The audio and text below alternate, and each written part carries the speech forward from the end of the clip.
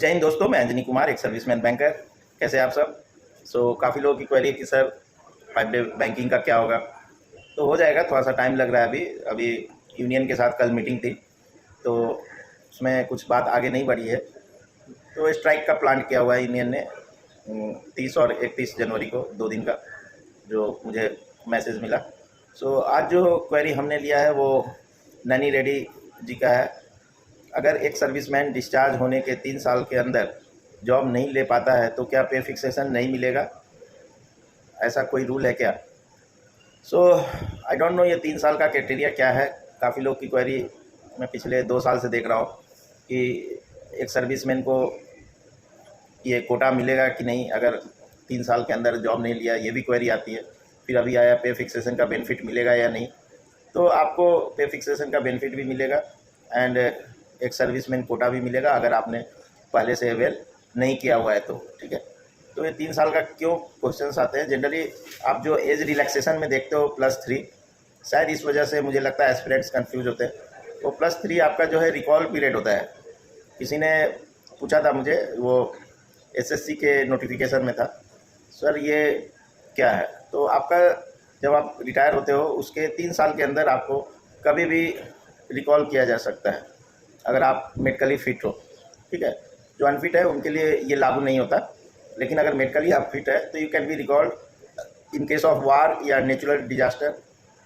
तो दैट उस पर्पज़ से वो +3 लिखा होता है। बट काफ़ी एस्पिरेंट्स को मैं देखा हूँ, एक सर्विसमैन भाई कंफ्यूज रहते हैं कि ये 3 इयर्स का क्या क्राइटेरिया। तो देयर इज नथिंग, कोई रूल नहीं है कि आप 3 साल के बाद आपको पे प्रोटेक्शन का बेनिफिट नहीं मिलेगा या 3 साल के अंदर ही आपको एक सर्विसमैन का कोटा अवेल कर लेना है, ऐसा कोई रूल नहीं है, ठीक है। और काफ़ी क्वेरी इस बारे में भी आती है कि सर कुछ डिसएडवांटेज होता है क्या? तो डिसएडवांटेज तो है, क्योंकि आपसे जो तुरंत जो रिटायर हुआ है और एक जो 3 साल पहले रिटायर हुआ है, तो दोनों के बेसिक और डीए में काफ़ी फ़र्क हो जाएगा। अगर एक ही रैंक पे दोनों रिटायर हैं तो आपका जो जूनियर 3 साल बाद रिटायर हो रहा है उसका बेसिक और डीए ऐड करने पर वो ज़्यादा होगा कंपेयर टू आपके डीए के अनुसार। तो क्या होता है कि जब पे फिक्स होगा तो आपका जो जूनियर जो तुरंत ज्वाइन किया रिटायर होते ही, उसका थोड़ा हाई पे फिक्स होगा और आपका कम हो जाएगा, क्योंकि आपका डीए कम था 3 साल पहले, ठीक है।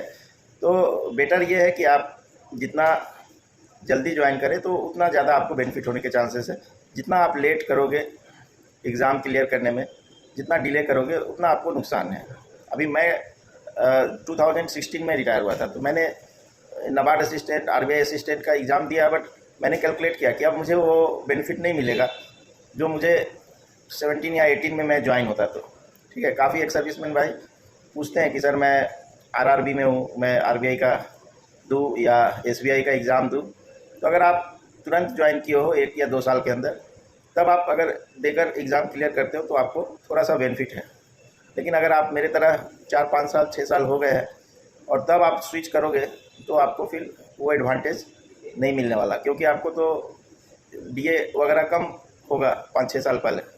तो ये चीज़ होप सभी एक सर्विसमैन भाई समझ रहे होंगे, और ऐसे ही इंपॉर्टेंट टॉपिक पे और वीडियो लाता रहूँगा। और कुछ क्वेरीज हो तो आप कमेंट सेक्शन में लिखना। Thank you for giving your precious time.